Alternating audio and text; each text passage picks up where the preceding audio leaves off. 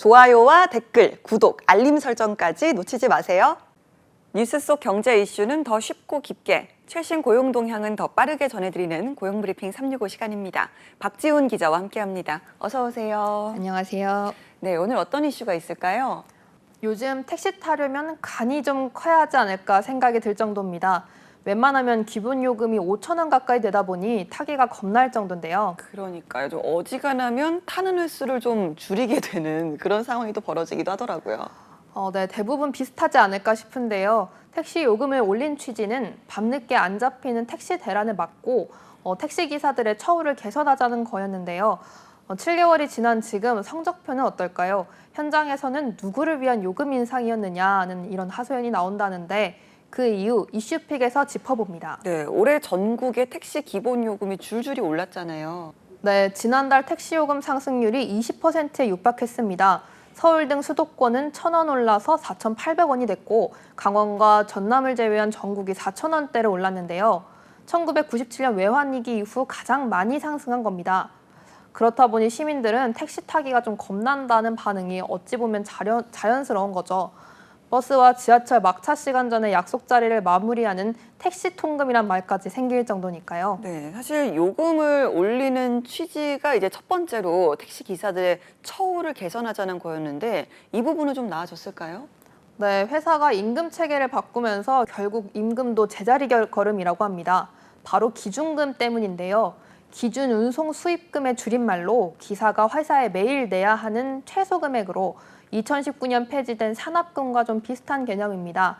서울시는 요금을 올릴 당시 택시 회사들의 기사에게 받는 기준금을 최소 6개월 동결하라고 확약서를 받았었는데요. 네, 자, 요금 인상이 이제 기준금 상향으로 이어져서 기사의 수입이 줄지 않도록 한 일종의 안전장치다 이렇게 이해하면 될까요? 네, 그렇습니다. 하지만 문제는 확약서에 명시된 종료 시한이 지나면서 회사들이 기준금을 올리고 나선 건데요. 택시기사로선 시름이 깊어질 수밖에 없는 겁니다. 요금 인상 후 안 그래도 택시 이용객이 크게 줄어 허리띠를 졸라맸던 터에 기준금마저 오르면서 실질 수입이 더 줄기 때문입니다. 네, 그러니까 기사들의 처우 개선을 위한 처방전이었는데 결과적으로만 본다면 오히려 독이 된 셈이네요. 그렇죠. 사정이 이렇다 보니 그만두는 기사가 많습니다. 정부가 요금 인상을 예고했던 지난해 10월 법인 택시 기사는 7만 3천여 명이었습니다. 그런데 지난 7월에는 7만 100여 명으로 나타났습니다. 매달 적게는 200명, 많게는 700명 가까이 되는 법인 택시 기사가 빠지고 있는 겁니다. 네, 자, 그러면 기준금을 좀 낮추거나 인상 시기를 늦추는 것 같은 이런 방법은 좀 안 될까요? 회사들도 수익을 내기가 어렵긴 마찬가지라고 주장합니다. 코로나19 기간 적자가 계속 쌓였다 보니 요금 인상은 불가피했고 빠져나간 기사들 빈자리가 아직 충원되지 않아 매출 타격이 크다는 건데요. 여기에 유류비와 보험비 등 유지비까지 올라서 기준금을 인상하지 않고선 버텨낼 재간이 없다고 하소연이 나오는 이유입니다. 네, 자, 택시 기사도 또 택시 회사도 나름의 속사정이 있는 상황입니다. 문제는 택시 기사들이 이렇게 빠져나가면 결국은 회사에도 타격이 이어지지 않을까요? 맞습니다. 법인 택시 회사에도 영향이 클 수밖에 없죠.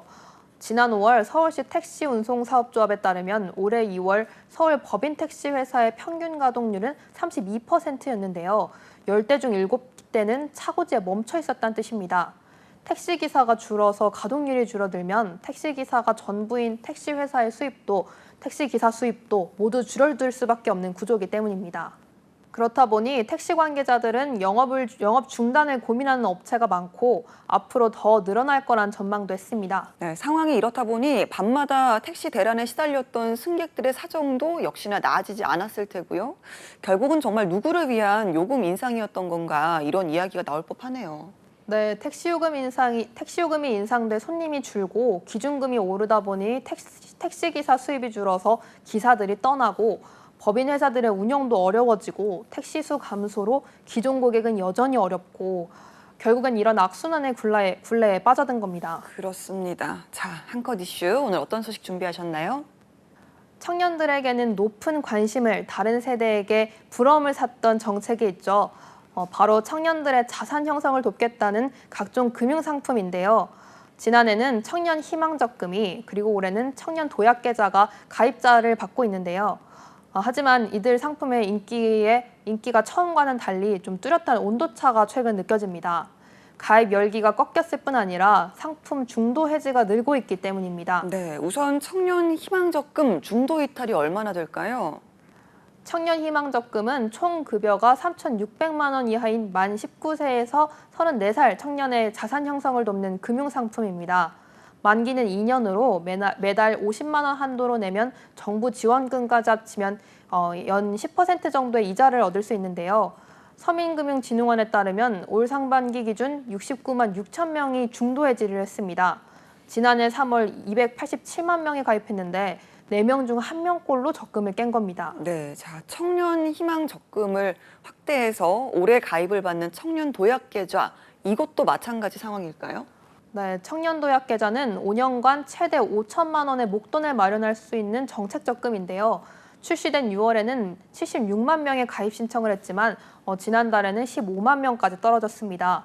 여기에 심사를 거쳐 최종 가입을 한 청년은 더 적었습니다. 네, 역시나 5년이라는 긴 만기가 발목을 잡은 걸까요? 네, 아무래도 고물가와 고금리가 장기화하면서 상대적으로 저축할 수 있는 여력이 부족한 청년층의 이탈이 좀 증가했다는 분석이 나오는데요. 주로 납부 금액이 적고 나이가 어릴수록 해지율이 높은 것으로 조사됐기 때문입니다. 10만 원 미만 납부자의 중도 해지율이 49.2%로 가장 높고 50만 원을 꽉 채운 청년들은 14.8%로 낮았는데요.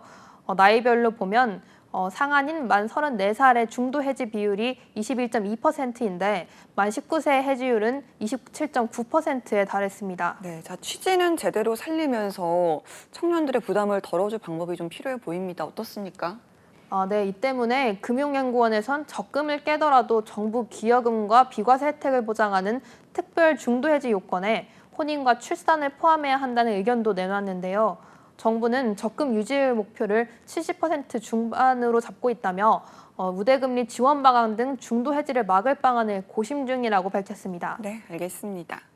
자, 외환위기 이후 가장 큰 폭으로 상승한 택시요금, 부담만 키운 채 누구도 만족스럽지 못한 상황, 어떻게 해야 바꿀 수 있을지 대책 마련이 필요한 시점입니다. 박지훈 기자와 함께했습니다. 고맙습니다. 네, 지금까지 고용브리핑 365였습니다.